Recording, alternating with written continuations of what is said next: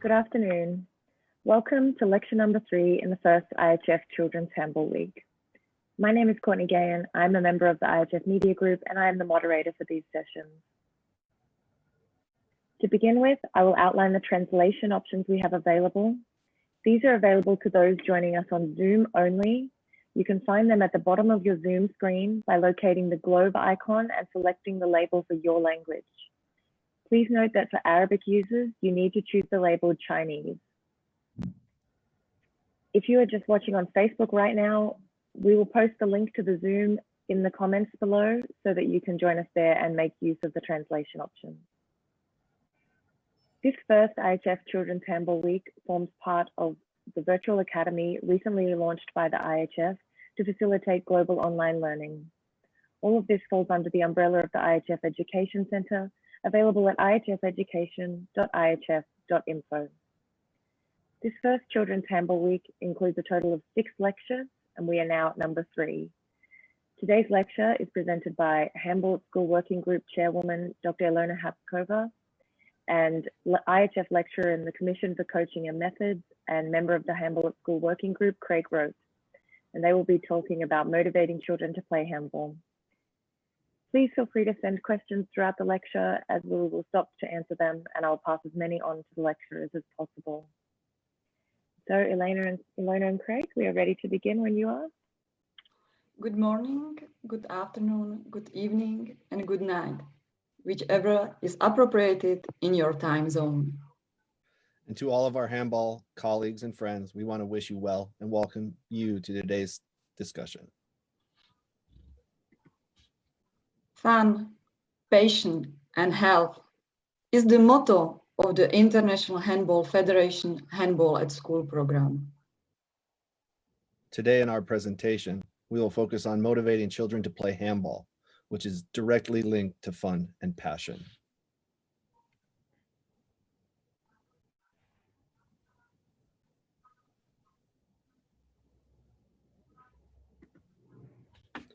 PE teachers usually focus on the somatotype of the child and the physical, technical, and tactical aspects of training children. In the teaching and training process today, we are interested more and more in personality, temperament, and mental training of children. Motivation is linked to mental training and is the drive behind doing something. Today's presentation will be divided into 3 main parts. We will begin with a short introduction about technology in modern society.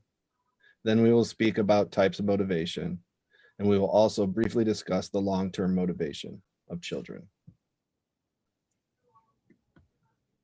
As first, we need to look at the impact of technology, especially smartphone and TV on children. In modern society today, we can observe increasing sedentary lifestyle and a lack of physical activity. These both have impact on health and well-being. These issues impact not only children's lives in sports, but in their daily lives as well. Problems can be with communication, responsibility, decision-making, expression of own opinion, being part of the group, and have right value. In the literature, we can see that more than 70% of children quit organized sports by age 13, as I mentioned yesterday. Motivation is closely linked with other factors. By creating a good atmosphere, we can inspire children to take part in handball activities. Without this initial attraction, we will not have the necessary motivation to progress through the development and achieve success in our goals. Detsy and Ryan explain motivation as a self-determination theory, which is linked to the behavior and internal and external factor regulation. On the right, you can see intrinsic motivation is linked with emotions like pleasure, fun, and enjoyment, and is also called health motivation. As we move to the left from intrinsic motivation, we move toward extrinsic motivation that is regulated more by outside factors and less by self-determination. At the opposite end, amotivation has low self-determination and can be linked also with self-criticism and low esteem. However, motivation is multifactorial and it's developed through the sport career. I will leave the slide up for a few minutes just so you can look at it and read it over.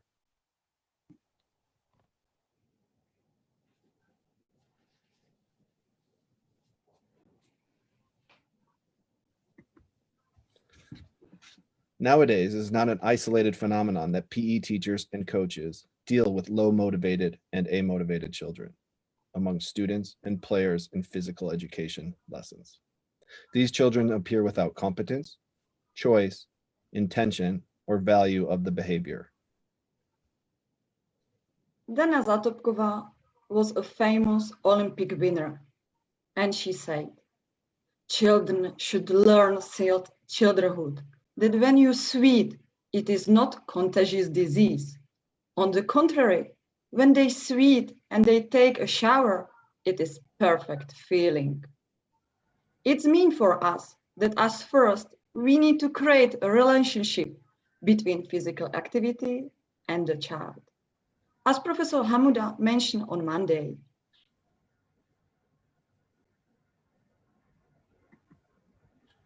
To better understand the differences between intrinsic and extrinsic motivation, we prepared this photo with explication.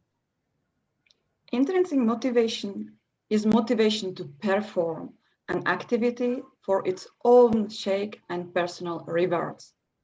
Just being happy that you are able to move and play. Extrinsic motivation is motivation to perform an activity to earn a reward or avoid punishment, trying to have the best performance to win a trophy.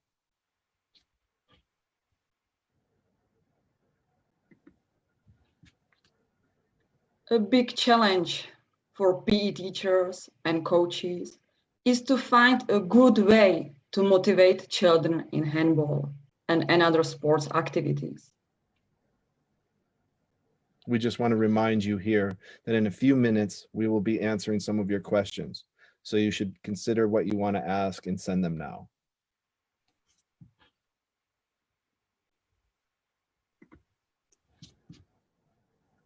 On Monday, Professor Hamuda spoke about instability of children's emotions. There are three key aspects discovering children's motivations. Speak with children and give them your attention.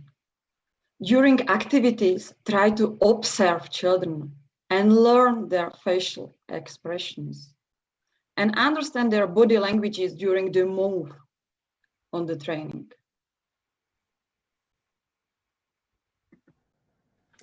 When we speak with children, we really mean for you to discover their motivators. Every time, try to explain the question, why, as children can understand the activity. Throughout the teaching process, you should commend each small success. For your task and activities, try to set goals that are realistic. For understanding the game, try to help them and lead them to make their own decisions. And always encourage teamwork and cooperation with teammates. And now we will pause to answer any of questions you may have.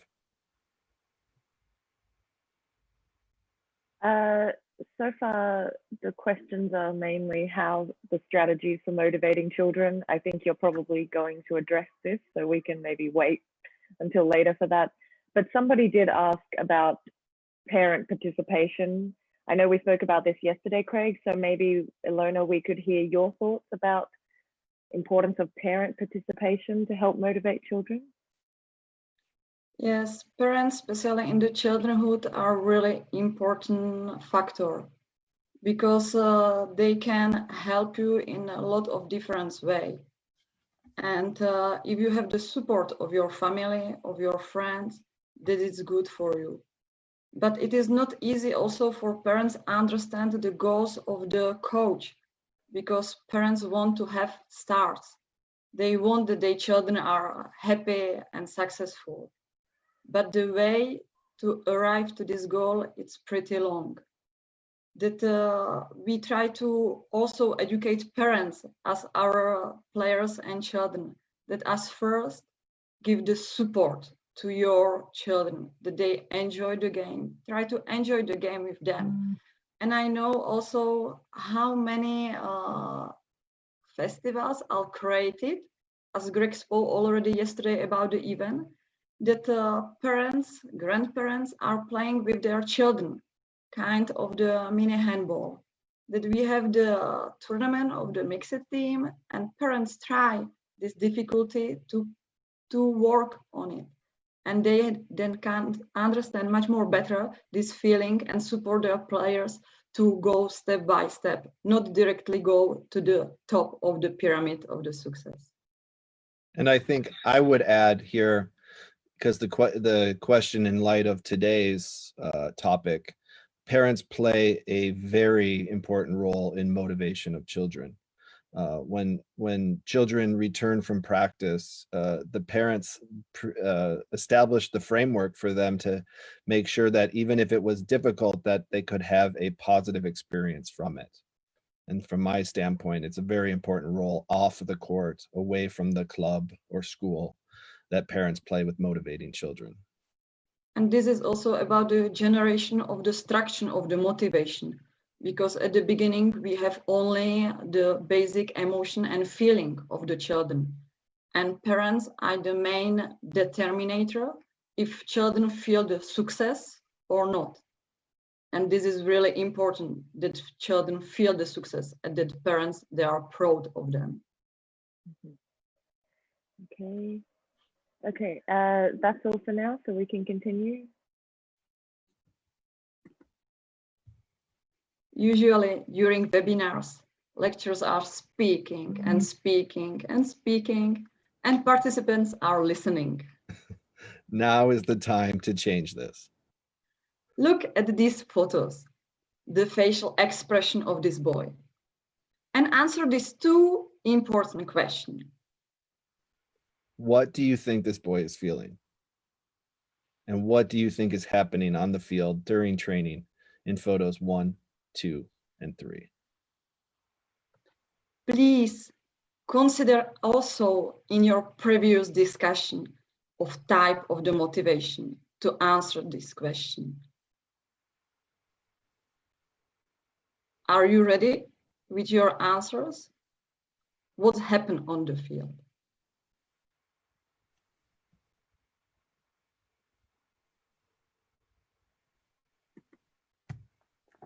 In this photo, the boy is smiling and feeling pleasure, fun, and enjoyment, playing a lead-up game with his friend.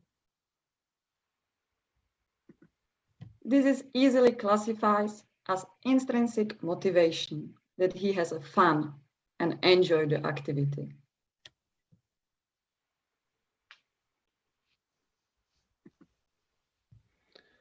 In this photo, the boy is running the fast break and intent on scoring a goal. Because he is focused on his performance, we can classify his as a high perceptive extrinsic motivation.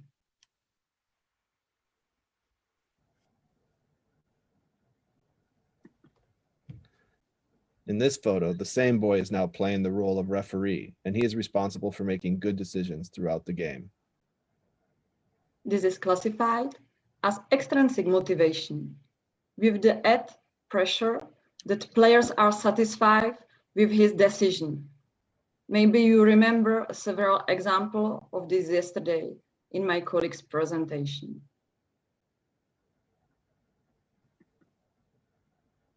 The next example is about understanding the body language of children. You should always look during training to see that kids are active and involved in the game. But what do you think has happened on the field in this situation?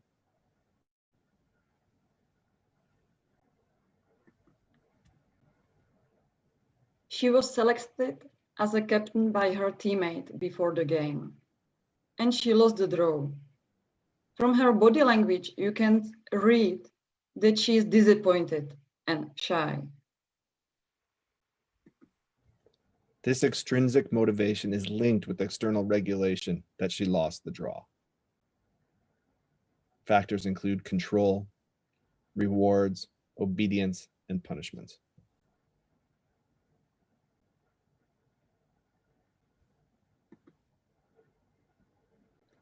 Saurazin et al. Researched the link between motivation and quitting handball with young players. The results show that the young players that left handball had lower intrinsic motivation, but bigger amotivation than players who keep playing the sport. For this reason, we need to place our focus on creating fun and enjoyable programs for children that increase self-motivation. If we want to create better programs, it is crucial that children must experience fun, pleasure, enjoyment, feelings of self-worth, excitement, and self-mastery.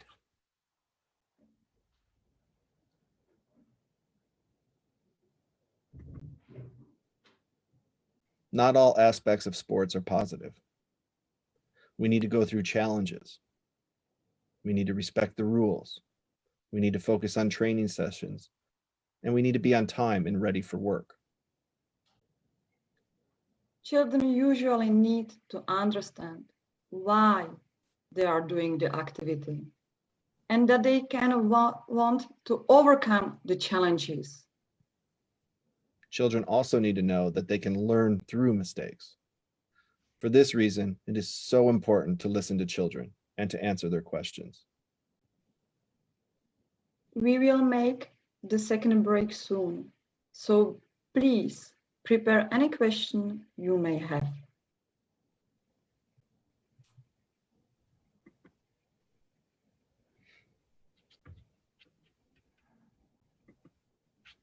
The next question we have for you is, what do you think about this girl's motivation with the ball? Does she have intrinsic or extrinsic motivation? Please look at this video again and think about this important question.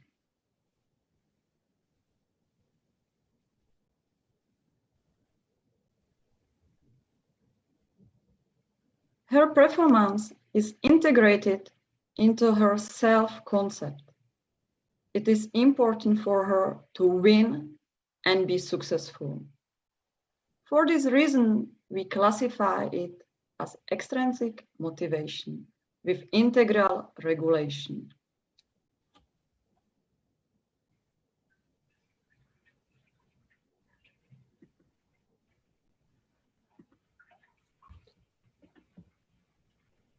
Overmotivation and amotivation are not suitable for the creation of the appropriate motivation structure for children's behavior and also to have a good performance. In order to achieve success, the balance of self-control, awareness, concentration, interest, and commitment are necessary.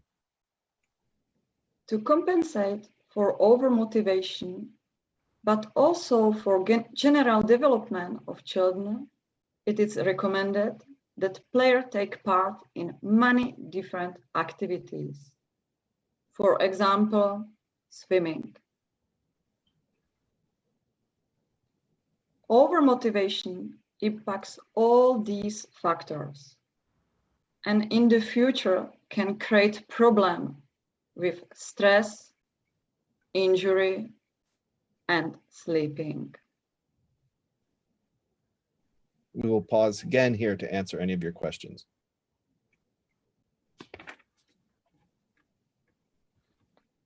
Sorry, I was just away translating questions.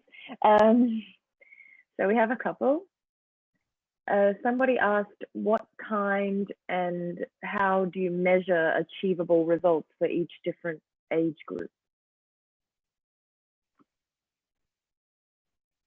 Could you repeat the question again? Oh. Sorry. somebody asked what are the kinds of achievable results you're looking for, and how do you measure these in the different age groups? We are in the qualitative measurement. That qualitative measurement, it's a lot of by ourselves, but our feeling. We don't have here some quantitative measurement like a centimeters, meters, speed. It is up to our feelings and expression. Because if we are working with the children, one day can be good day, another day can be bad day. That we need to every time look at the balance. And we already mentioned that it's every time important to speak with the children. You look at them, that you can see some facial expression, body languages, and for the youngest categories, under 5, 6, 7 years, we are here in the pure fun and enjoyment of the activities. They don't care about some results, some victories. They care that they are active, that they have fun, and they are with teammates, as already Greg said yesterday. Then we arrive to the challenges. In the challenges with the under 11, under 12 years children, we need to put them to the challenges that sometimes they can fail, and they need to understand that through the mistake they learn, and we observe what is happening with them. If they take it positively, like a new challenge to go through, to go over and be successful, and it's every time about the balancing, that the children can feel the success much more often that they are unsuccessful. And I feel that with the internal factors that are involved with motivation of players, results are more difficult to measure or to quantify. Like we've spoken about in the last 2 days, children can change from day to day, impacting how they perform in class or in the club. And I feel like the focus of results or on results can place undue stress on children if we're speaking about on the court successes, or possibly even delay in developing as a handball player compared to their friends. Often that impacts greatly their motivation within the context of practice or class. And I really believe that is important for teachers and coaches to be patient, to not be so results oriented, and to be more seeing this as a long-term development and not just a short-term success on and off the court. Okay, somebody else asked about how you can achieve these intrinsic and extrinsic motivations in this right now during COVID confinement. That's a very good question. I think in a lot of ways, the COVID era has allowed us to, like the format we're doing today, take risks on different mediums, on how to reach children and how to interact with them in a time when we're not allowed to be on the court together. I know personally, as a coach and as a teacher, I'm greatly missing that part of my life the last 6 months. And I can only imagine that it's much more so for young children who are trying to adjust to the new normal without knowing how long it will last or if it will last. And so I think it's important for us right now as teachers and coaches to really consider, how do we keep children involved without being on the court, but keep them interested in the sport? In my case, in the United States, this is difficult. Other sports have already started back that are what I would call lower contact. Kids are gravitating to those. They just released this week a study that showed golf is exploding among young children because it allows you the 6 feet of distance they want us to take. And so from my standpoint, this is a very difficult era to coach in and to motivate children through. Mhm. It is a good question, because motivation is about action and reaction. You as a coach, you propose something and you see the feedback from the children. And if you are by distance, to get the feedback from the child is not easy. We know, as all federations, coaches try to put some challenges for children. It's also our case this weekend in the International Handball Federation, that we try to figure out some fun activities, what they can do without our help, what the parents can help with them, or with the friends around in this department they can do together. And if you can have some feedback, that it's great for you, because the feedback help to construct the next challenges. And every time with the children, it is about going through the challenges. They give you the clear feedback, and you need to react. And this period for all of us, it's so big challenge to try to figure out how to do it and how to go through. Here we have one more. This person asked about keeping kids motivated after they lose their matches. I think this is interesting to discuss. Well, this is an interesting question, because, and I'll have a little just short story on it. I had taken the youth national team to the Pan American Championships, and before our game with Powerhouse Brazil, 3 of our players were injured, and we went into the game knowing it was going to be a rough game. But I set up clear personal, individual expectations for my players. I didn't want them to look at the outcomes of the games, and I focused on situations where I wanted them to try technical skills that they were developing in a game against Brazil. And I felt it was important. And with younger children, I use this all the time. If you set up individual expectations, I just want you to focus on your split step, or I want you to focus on your wing shot, and give them encouragement, and, like we said, the small successes, celebrating the small successes, focusing on those at the end of the game instead of the scoreboard, often helps with children, especially in the 5 to 12-year-old category. And as Greg speak about these stories, these start during the training session, during your teaching process, as you work with the children, as you are able to explain them what is the goal, and they learn through the training process and your session that to be better, you can make the mistake or was unsuccessful or lost something. But it's mean I need to continue to work, to set up clear goal, and to continue to the progress. And through this teaching process, they will also be able to react about this clear information that they will receive in the key moment. And also important is to help children understand that as a sport, handball can be a game where you can be in control for 90% of the game and have a bad 10% and lose a close game. And to focus on the 90%, especially with young children, the positive areas, and not only provides motivation for children, but gives them a different perspective to see the game. Because outcomes are difficult and they're immediate, and your family's looking at you and your friends are looking at you. And with young children, it's important for coaches to see the positives, no matter the outcome.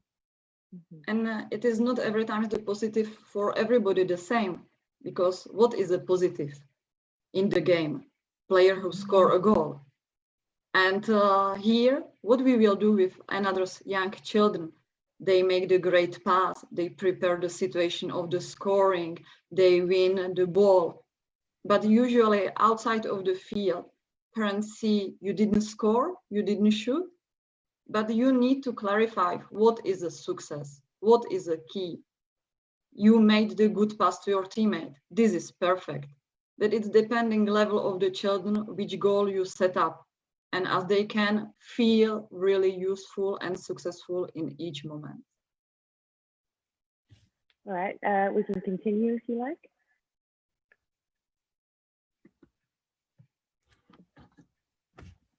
Working with children's motivation is a long-term task, as we were just talking about. And we need to start with our own behavior by working on ourselves. A PE teacher or a coach needs to be a role model, has a natural authority, and create a good sporting atmosphere for children.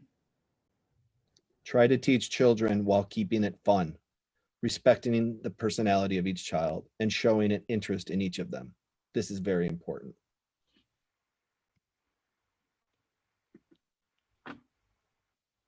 If you are able to create a good relationship as a PE teacher or coach with children, they will give you honest feedback every time. Children will also take difficult situations as a new positive challenge to progress. As I spoke yesterday, diversification of activities and roles is important for children's development in handball and will help with their long-term motivation in the sport. In his opening speech on Monday, Dr. Mustafa spoke about staying active in handball for the future. Also, for this reason, we need to teach children many roles, including referee, coach, and table officials. And it can be helpful to you to prepare a suitable program with respect to the individual personality and development stage of each child. For preparing a suitable program, you need to take into consideration the approach of learning through play. Children are naturally curious and fearless. This is the childlike state you should wish to strive to maintain for your players and students, which I spoke about yesterday. They love exploring through the play. If you choose suitable tasks for them, they will remember it because it was fun. Try to put them in different activities to progress and develop general motor skills and specific handball skills, what we term as repeating without repetition. Then in the next step, children will develop automatic movements and mastery. After this process, we arrive to the point. Then we can present to the children a new challenge and begin a new cycle which we repeat over and over again to progress.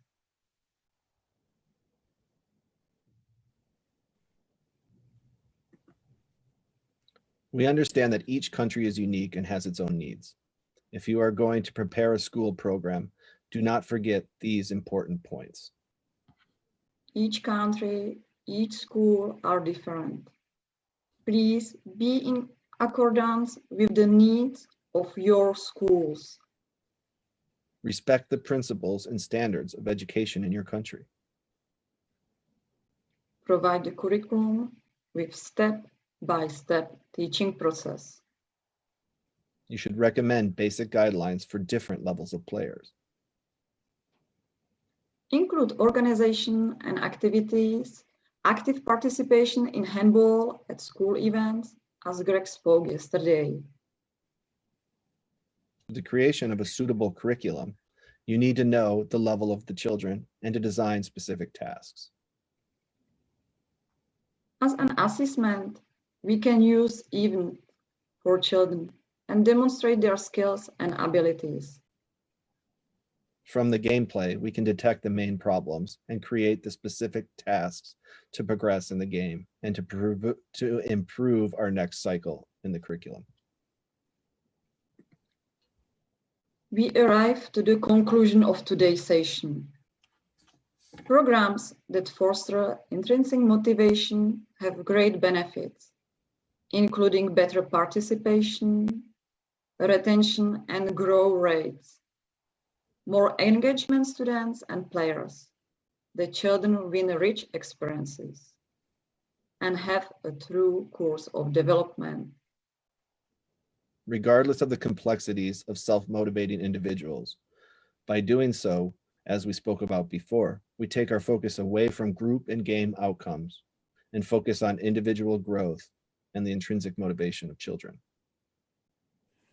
As always, the key remains managing the outlines.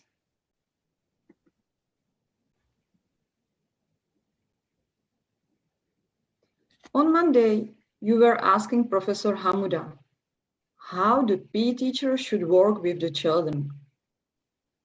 Today, we will give you the answer for what a good PE teacher or coach needs to know. It is divided into three main parts. As first, you need to know yourself, your personality, your approach, methods which you use during the teaching session, your weakness and strengths. Because if you know your limits, you can ask your colleagues to help you. You can discuss this challenging with your colleague. But you need to respect also your culture, your lifestyle. You also need to know your children or players.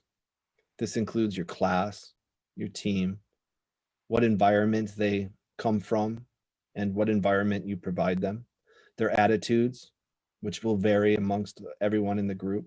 You need to know who are their leaders. Do they have one leader or do they have many? You need to know their personalities and their capacities to learn and train. This is very important.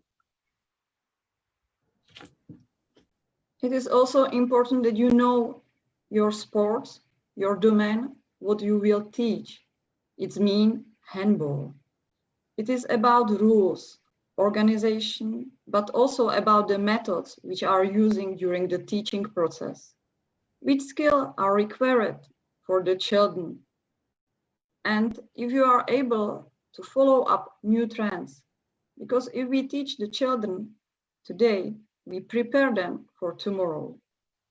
Another important part is also the prevention, because as we are speed, quick, dynamic sports, we need to take care about this part too.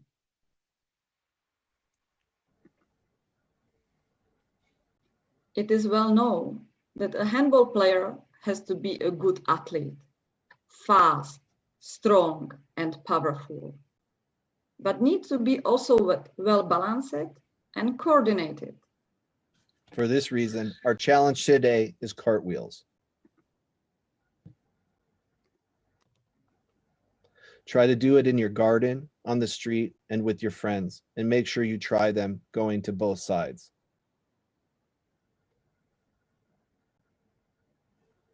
Maybe you can try it with your children too, as a challenge between parents and your child. I know I will lose that challenge. We will share then who will be better.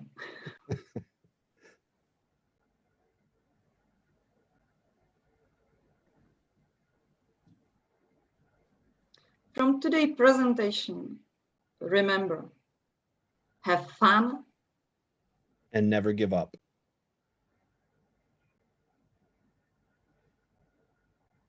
And now we will answer your questions. Okay. Let's start with this one. Somebody asked whether when children are playing, is it good to stop them and fix mistakes? Like if there's a way they're throwing that's a bit wrong or something? We are speaking usually about two aspects. First aspect, it's giving the time for the children that they can discover in the game, that it's a flow game and we try to give them the opportunity to continue the game. That if it's small mistake, which just increase inside of the games, that we can continue and explain it later. if we see that it's still the problem of the understanding some principle or understanding some specific rules, that in this moment it's better stop the game. We can call it also in our materials like a freezing the situation. The children receive much more time to look around, and now in this situation we propose not answer directly what you have to do, but ask, look around you. What do you think that in this moment, in this situation, will be much more useful or successful to propose? And then if children see this situation and answer it, they will remember much more better that you will suppose to them to tell them you have to do only this. And I think it's important, as I spoke about yesterday, that the quality of the game, meaning the speed and the speed and the dynamic aspects, need to remain. And if stopping it to is something that you're harming that speed and dynamic aspect, what ends up happening is the kids don't enjoy the game.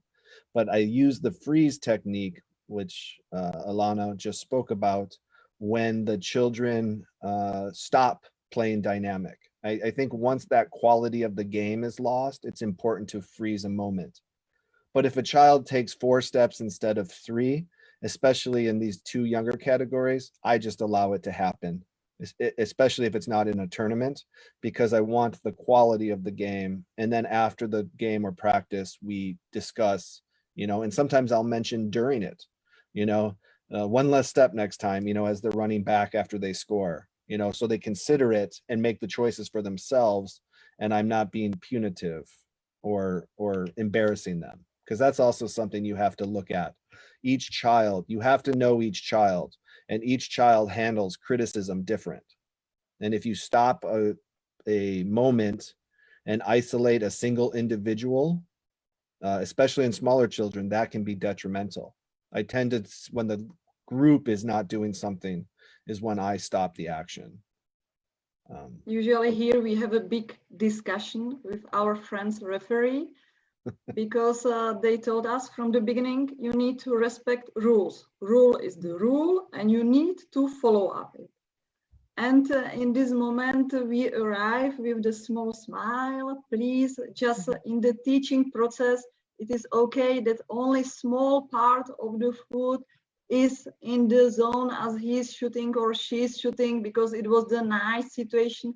They know it, but they don't have so big expression and feeling of the whole space, that some technical mistakes or short breaking rules, it is okay. Another thing, it's something what is again fair play or what is dangerous with the children. This we need to stop immediately and take care about this. Yes, I completely agree. You must always, and children of this age group will become dangerous in moments where they're running with their heads down or they're sliding on. I have a no sliding rule with children. Children in the 5 to 8 category see a loose ball, love to slide on their knees in and dive in and get it. I've had to work on how I explain that's an immediate turnover to the other team, so don't try it. So dangerous behaviors are important to stop. But like my colleague said, if you tell a child, a 9-year-old child, as she steps, a couple step, maybe an inch over the line, and the next time she'll just be focused on the line and not the shooting opportunity. And so I'm not sure you've done what you were hoping to do, which was correct the behavior, because you changed and altered it.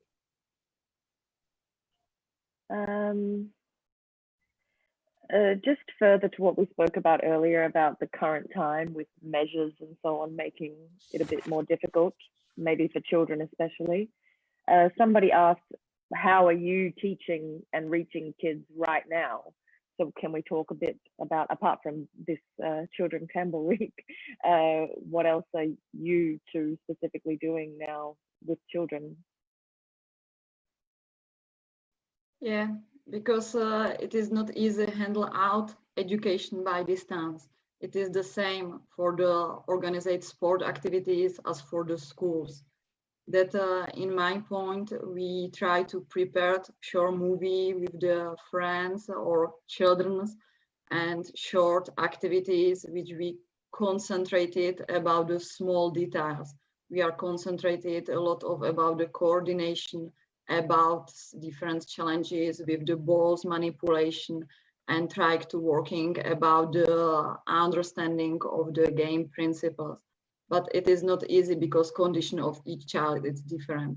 Somebody in the flat, somebody in the house with the garden, somebody can play on the street, somebody have to be close at the home, that we try to attract them, that they stay in the sport, because if some sports are open and start to practicing, usually children go to the practicing, because in these age levels, it doesn't matter if it's handball or another sport, they need to have the activities. And in this moment, we try to attract them and give them as much challenges as we can. In my location in the Chicago area, it's very different. We have no contact really with children right now. They've grouped the sports by contact level, and so our sport is tentatively within the what's called level 5, which means we're not able to practice. I've used this time to improve my curriculum, to improve my support materials for teachers, and to revamp some of the marketing and materials I have to get more teachers involved. I've really had to focus away from the direct improvement of a particular group of children to work on the teachers and coaches who will be working with those children. It's been a unique time because I had many projects that never could quite, I never had quite enough time to focus on, and have been able to really focus on many things and many aspects of coach and teacher development.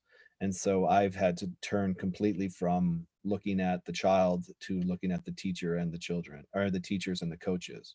But I greatly miss coaching children right now. I greatly miss it. I cannot wait for this era to end and we can get back to the work that we love. Okay, we have a lot of questions about parents.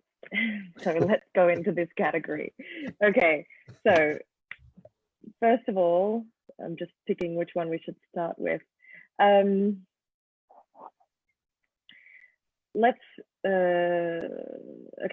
how do we specifically involve parents to help motivate the kids?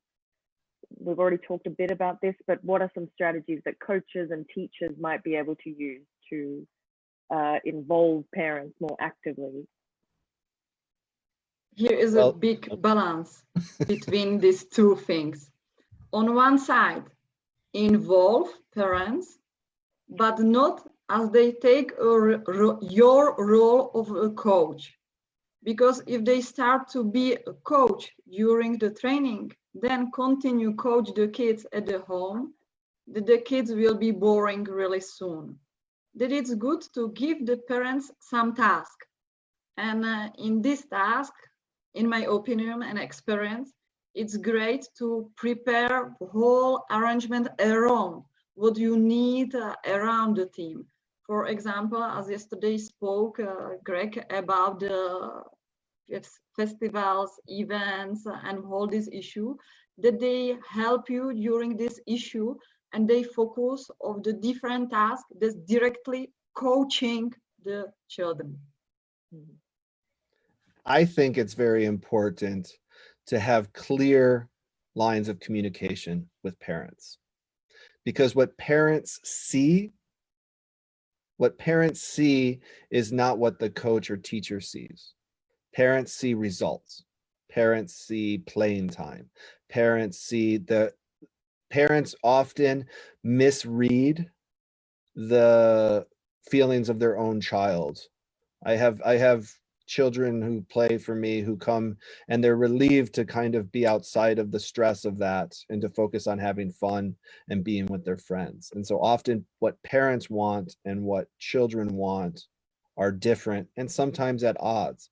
It's a huge question. Like I said yesterday, I speak at conferences and all the questions end up being, how do we deal with parents? How do we deal with parents? And I think I said a contract, clear expectations, but also parents need to be taught. Parents need to learn how to be good sport parents. What does this mean? It means allowing your child to fail. Most parents don't understand that failure is an integral part of development. It's when we hit the wall and where we realize we can't do something that either we're motivated to go over the wall or we stop. Sometimes we need parents at that wall to be able to, when the child comes home, to put their hands out and help them up. Sometimes parents don't do that. Every family is different, but I think it's important as coaches and teachers that you are clear with parents and their roles. And I do believe, like my colleague said, that giving them responsibilities in the support structure of an organization can be a really useful way to get them involved and to have them aligned with your needs. Because you can have two groups of the parents which are interesting to help, be part, and parents which are not interesting and just leave you the kids for the activities. And you need to find a balance between them. Of course, it is not easy, but we are in the interactive system and in action reaction. And as a child is learning handball, as Greg said, parents learn how to support, how to help and be useful. And if they are motivated, we need to lead them to the right direction as it's helpful for everybody and everybody feels successful. That was actually something someone asked about yesterday, was whether federations and clubs should provide training for parents. What do you think about this? Is this something that people could do if they want to help have this better relationship with all the parents? In the United States, we have a company called the Positive Coaching Alliance, and they work with three categories. They work with athletes, they work with coaches and staff, but they also have parent curriculum. And they give the parents a lot of information about behaviors that are positive and negative, and how they can be champions for their child without being detriments. Because that's where the line is drawn. And I hesitate to say it, but I've had many difficult parents over the years. And to be honest, it can be a very denigrating system for your development and enjoyment as a coach, which places you in a negative situation even before you arrive on the court. And so in a lot of ways, preempting that with a clear program for the parents. This is what we expect you to do. This is what we need you to do, but also this is what you can expect from me. I think that's just as important. It's not just a dictate to them to say their behaviors, but to say to them, this is what you should expect from me. And that can be just as valuable. And if anything, can bond you together with the parents and align their needs with yours. Our task as a PE teacher's coach, it is not only go through the curriculum, but it is to accept whole environments, the whole interaction and deal with them and try to help all part to be useful part and to feel well in the team, because only the whole team then can be successful. If one or another part is lower motivated, involved, that it can be created some problems. For example, if we made some advantage and for children, we are doing something for children, something for coaches, and also few notes for parents, what is suitable, how to help, before, during, after the training or competition. And like I said before, parents don't always see what you see. And so you need to be, it sometimes helps to explain to them that yes, your son or daughter did not score a goal today, but I had this set up for her. And in that moment, she did it correctly. And I'm so proud of her. That can disarm tension, but also create a bond between teachers, coaches, and parents. Mm-hmm. It is hard work to speak, discuss, explain, and continue again to explain, to understand each other, what you need and what you want. Okay, let's move on from parents. So let me see. Somebody asked, is it good to get children to be involved in other aspects of training, like helping to set up things, for example, putting out cones and stuff like this, or should they just be focused on the actual fun training part? I think it's crucial that children partake in anything that falls within the team. Anything, any carrying equipment, setting up, taking down. It's important. It's important because they take ownership Mm-hmm. over their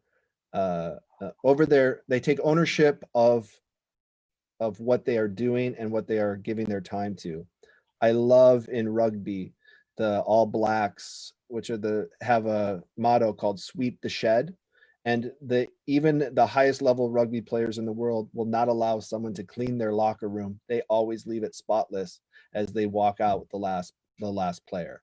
And I think this is something that we need to model for our children and also to have them as part of, because it'll give them a greater investment in the team because it's a shared goal. Mm-hmm. It is part of the education. If from beginning you teach the children that it's important to help each other, not only inside the game, but in the preparation, in whole task around, then what you need through the training or festivals, that you can say it only, I need to set up here 3 fields. And as children know it already, they will do it quickly. But for you alone, it takes too much time. That you show them that you have they have the responsibility, and you believe them because you give them this responsibility to prepare something important. And if they are playing another roles as a referee, they need to take the responsibility, not only apply the rules, but see the rules with and explain the rules to teammates. Also part of the tables officials and also as a coach helper, because usually you are working with a lot of small groups and you couldn't be as a policeman behind each of the groups. They need to learn to be autonomous, to work for themselves, to be happy, to respect the rules, and to continue to develop. And like I said yesterday, it's part of the culture building process. You want to establish from the beginning a culture of shared work, because that on the court, it's shared work, but it's off the court shared work as well. And as you establish that culture, it has a very important benefit to children in their development off the court in other areas of their lives. Okay, we have one very specific question that a couple of people have asked. How do you motivate children to play goalkeeper?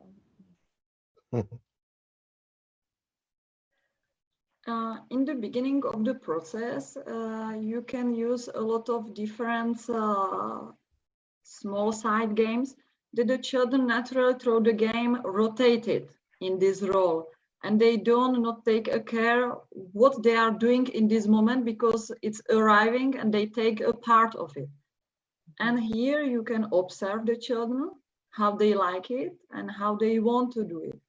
And usually through the whole process, on the teaching children, as we are speaking in the mini handball, that it's mean about 5 years, from 6-7 years to 12 years. They are rotated here, they are rotated. And naturally, you will see some of them as they will try to be more on the field, and others try to be more in the goalpost, because it is not suitable to say somebody you have to be there if they are not out them with the agreement, if it's not their agreement too, that you need to arrive with the slow process to come through. Mhm. And from my standpoint, I will never force a child to play goal if it's against. Some children are just afraid of it, and I will never place them in a situation of fear. But if they're hesitant or feeling uncertain about it, I rotate them in and I give them moments that are shorter, less stressed, so they can have the experience of the goalkeeper without the consequence of the goalkeeper. Because in the end, half of them will be afraid of the ball and half of them will be afraid of letting the ball in the goal. And so that the line between those is usually the line where goalkeepers go towards not wanting to let it in the goal. The motivation becomes that. For children that become afraid of the ball, especially as they get older, I will never force them into a situation that would make them not want to play handball at all. And so that's the key. But giving them opportunities to experience it in a safe environment is key in the beginning for most children. And that needs to be outside of the context of a game, and likely in the context with some sort of much softer ball than a real handball. Just to expand on that, just before we wrap up, we know that children should not be specializing in a certain position until later, but do you explain the positions to children so they understand what adult handball will look like?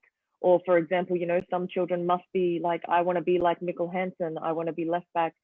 Do they know the positions, or do you explain them? How does this part work? In the full court press that we have in the 5v5 of mini handball, there are not really positions.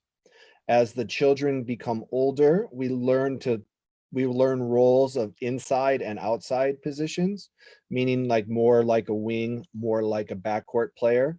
And in some of our various modified game forms, you can have a rotation where you're going from inside defender to outside offensive player, back to outside defensive player, back to inside offensive player, and you rotate through that cycle. I try not to tell them about positions, because what do we want them to learn in the beginning? We want them to maintain ball possession. We want them to make forward progress, and we want them to shoot on goal. The best shot on goal will always be a 1v goalkeeper, meaning you're not shooting over a defensive player like a backcourt player. So we're trying to teach them to penetrate the goal area. And so positions, whether they come from the outside or the inside, is far more important than teaching them to be a traditional wing in mini handball. I mean, today we're talking about 5 to 12-year-olds. As 12-year-olds, in my program at Team Handball Academy, as 12-year-olds move from my program into my cadet program, I begin at the very end kind of establishing the positions, because their next program will be court players without a pivot. And so I really try to not really teach them what the positions are, because we're always trying to penetrate to have the 1v goalkeeper. That's essential for children to learn. If they can do that, they can play any position.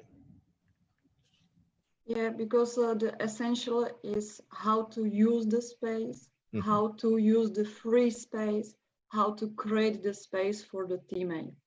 This is the goal of the all levels of the handball, and only the space is smaller in the high level handball. That for the children, they need to understand these basic principles, they move and use whole space which is suitable for them. And then naturally they need their own space around them to be able to explore the space and use it. That is naturally not going to space to each other, because if they are so close, they bring another one defender, they close the space for the teammate. Then naturally it's a spread of the game and they rotate it in this position. And step by step, we arrive to the position. We don't need to give them exactly specialization. And in the modern handball, it's really useful that the players know to play in different positions. And this is really benefit for them. Once more thing, what is important, if they observe the adult seniors high-level handballs, that they are not thinking directly to playing in the position as a Michael Hansen, but try to make a fake, try to make the gest, try to make a movement like a him. And all this movement can be then benefit for them for the future. That it's great to look at them and try to some specific shoot, manipulation with the ball, and so on. And for this reason, yes, we look at the high-level players, but we took the elements what the children can do. In the end, all of handball is small group cooperation, whether they're 6-court players or 4-court players. And that's what we want to teach children first, is how to cooperate with each other and to score with the object of scoring a goal. But it's all small group cooperation. Whether we call it a left back and a wing, they're still attacking 2 defenders together. And so they have to solve that small group problem. And so that's what's essential in children's handball. All right, I think we'll wrap up there for today. Thank you, both of you. I hope you enjoyed. It was very informative. So for everybody, we will be back tomorrow with lecture number 4 in the first IHF Children's Handball Week. That is called Building Bridges Between Continents in Children's Handball, and it's presented by IHF lecturer Alain Ducertain. So we'll be back tomorrow at 2 p.m. Central European Summer Time, and we'll see you then. Thank you again, Craig and Ilona. Thank you, everyone. And we'll see you both later. Thank you. Okay, bye.